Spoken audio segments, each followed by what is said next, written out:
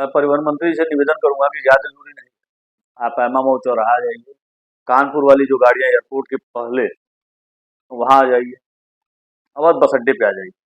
आप ज़्यादा दूर मत जाइए, बलिया से आ रहे हैं, आपने अभी एक वीडियो आपका मैं डाल दे रहा हूँ, आप खुद याद करिएगा।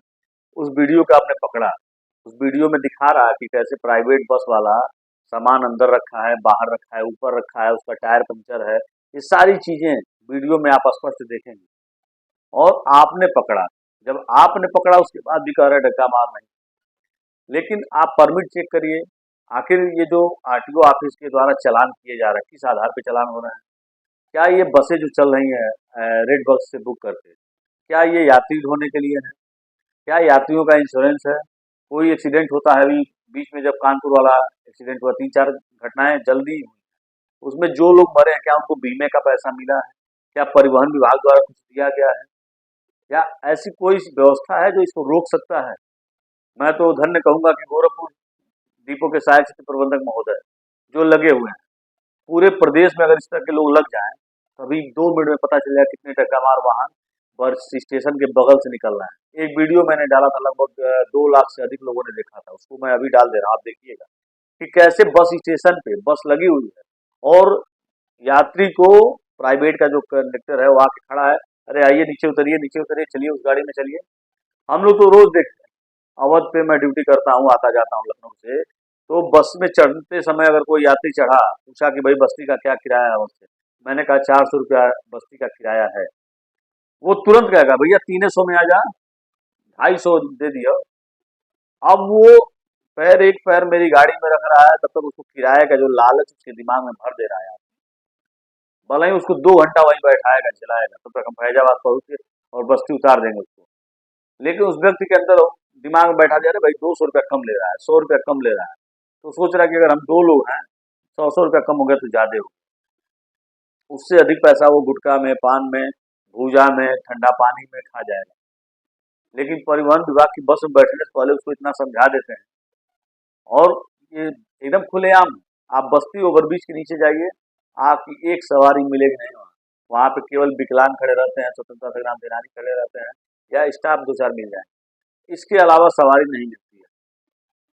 अगर कोई भूला भटका कोई मिल गया तो कप्तानगंज महाराज में मिल जाता है। नौसड़ पे जाइए, आपकी बस खड़ी नहीं होगी, पुलिस वाले वहाँ भगाओ भगाओ भगाओ, वही पुलिस चौकी है सामने, नौसड़ पुलिस चौकी के ठीक सामने आर्टिका गाड़ी पूरी चारों तरफ से खड़ी रहती है, उसी के बगल में पेट्रोल पंप है, वहाँ पे दसनों बसें, 50 बसें खड़ी, जो दिल्ली, लुधियाना, अम्बाला, जयपुर, आगरा, कौन सा ऐसा जगह नहीं जहाँ आपको नहीं लेके जाते हैं, लेकिन कुछ नहीं। मैं ये वीडियो स्पेशल परिवहन मंत्री जी के लिए बनाना चाह रहा था कि परिवहन मंत्री जी जो आप बयान दे रहे हैं, कहीं ना कहीं इस पर जोड़ घटाना भी कर दिया करिए।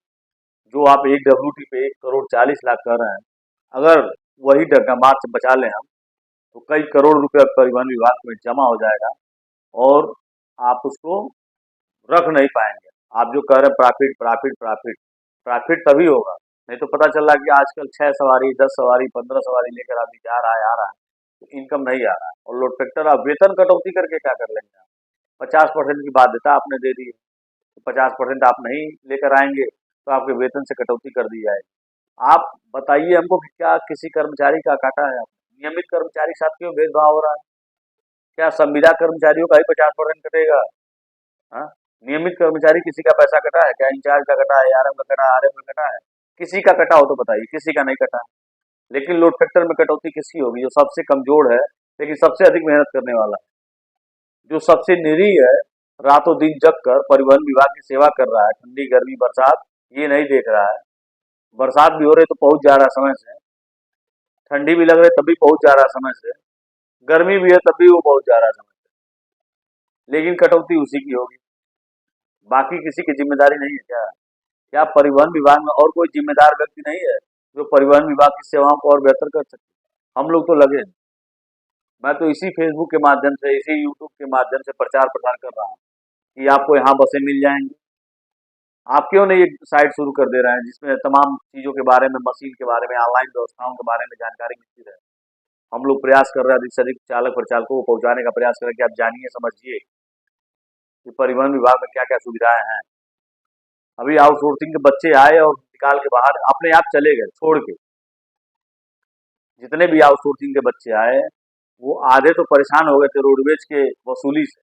अभी मैंने एक वीडियो बनाया है जिसमें सुबह बैगवाई से लेके कैश, एटीएम से लेकर और टायर शॉप से लेके, मैकेनिक से लेके, डीजल से लेके, ड्राइवर ड्यूटी टेबल से लेके, कोई ऐसा जगह नहीं जहाँ उसको पैसा नहीं देना पड़ता है। मनचाही गाड़ी अगर चलना है, अगर आपको दिल्ली, लखनऊ, कानपुर जाना तो उसके लिए भी महीने में जीएसटी के नाम पे कुछ भरना पड़ेगा, तभी आप चल पाएंगे।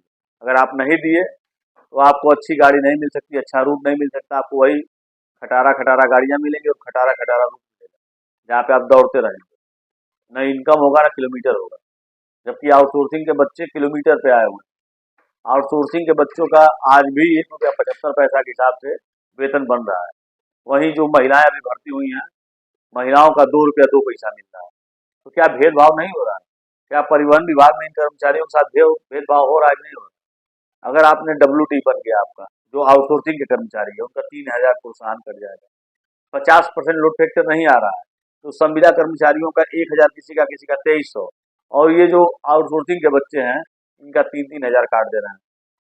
आउटसोर्सिंग के बच्चों को नाइट भत्ता नहीं मिल रहा है, आउटसोर्सिंग के बच्चों का ईपीएफ का कोई ठिकाना नहीं है। तो आखिर इस तरह का भेदभाव क्यों किया जा रहा है? या तो आप इनको संविदा पे कर दीजिए।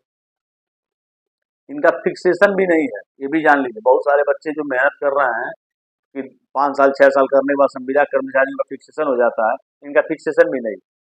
तो बताइए आउटसोर्सिंग के बच्चे आपकी सेवा क्यों करें?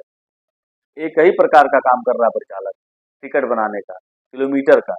एक परिचालक को 10,000 मिल रहा है, एक परिचालक को 12,000 मिल रहा है, एक परिचालक को 20,000 मिल रहा है, और वही नियमित कर्मचारी जब कर रहा है तो किसी को 40,000 मिल रहा है, किसी को 32,000 मिल रहा है, किसी को 38,000 मिल रहा है।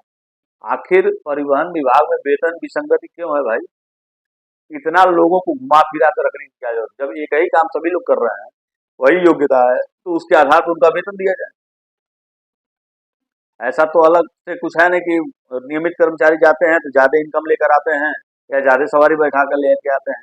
सबसे अधिक मेहनत करने वाला अगर कोई व्यक्ति है तो आउटसोर्सिंग संविदा का कर्मचारी है, क्योंकि उसको किलोमीटर पे पैसा मिलना है, हाजिरी पे पैसा मिलना नहीं। तो तमाम चीजें हैं। परिवहन मंत्री जी ने तो बयान बहुत अच्छा दे दिया है कि WT में बचा ले रहा हूँ, डग्गा मार, एक भी डग्गा मार नहीं, एक भी डग्गा मार नहीं।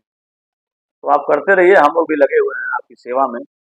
मैं निवेदन करूंगा कि कम से कम परिवहन मंत्री जी थोड़ा सा अन्य चीजों पर भी ध्यान दीजिए। परिवहन विभाग की सेवाएं बहुत अच्छी हुई हैं, मैं मानता हूँ इस बात को कि जब से योगी जी की सरकार आई है, 5 साल पहले की तो मैं बात नहीं करूंगा क्योंकि उस सरकार में परिवहन विभाग को कोई लाभ नहीं हुआ था। लेकिन जब से परिवहन विभाग में ये दूसरा जो टर्म आया है आपका, मैं कहूंगा योगी जी ने बड़ा शानदार काम किया। जब से परिवहन मंत्री ये भी है कि जब से दयाशंकर सिंह जी परिवहन मंत्री बने तब से लाभ तो हुआ, चाहे वो व्यक्ति भाग्यशाली कहिए या कुछ भी कहिए। नई बसें आई, नई इलेक्ट्रिक बसें आई, नई AC इलेक्ट्रिक बसें आई, तो ये चीजें अच्छी हुई। मैं ये बुराई नहीं करूंगा कि आपने जो कह दिया गलत है, लेकिन आपने अच्छा काम भी किया है, लेकिन और बेहतर करने की जरूरत है। अभी हमको स्मार्ट व्यवस्थाओं में चलने की जरूरत है। हमें स्मार्ट MST जैसे बन रहा है, बारकोड पे एक बार घोटाला भी हो चुका है, तब जाके हमारा साइड बना है। बहुत सारी चीजें हैं। वीडियो बहुत लंबा होता जा रहा है, मैं और लंबा नहीं करूंगा, लेकिन अभी तक अंत तक बने अगर आप लोग हैं तो मैं यही निवेदन करूंगा कि अधिक से अधिक संख्या में परिवहन विभाग की बसों का लाभ उठाइए, परिवहन विभाग की बसों में यात्रा करिए, जिससे कि कम से कम परिवहन विभाग का भी नाम रोशन हो और आप उत्तर प्रदेश परिवहन विभाग को बचा सकें। नहीं तो आने वाले समय में एक समय आएगा, ये वीडियो नोट कर लीजिएगा, कहीं सेव कर लीजिएगा कि 5 साल बाद कहीं ना कहीं लिखेगा उत्तर प्रदेश परिवहन, नहीं लिखेगा तब उत्तर प्रदेश अदानी परिवहन या अदानी सेवा सर्विस लिख देगा या रिलायंस का सर्विस सेवा भी मिल जाएगा। ये होने वाला है। अगर हम परिवहन विभाग को नहीं बचा पाए तो कहीं ना कहीं हमारी कमी है। इसलिए मैं निवेदन करूंगा, अधिक से अधिक यात्रा अगर करते हैं तो प्राइवेट बसों में न करें, किसी आर्टिका कार में न करें, रोडवेज की बसों में यात्रा करने का प्रयास करें। बहुत बहुत धन्यवाद। नमस्कार।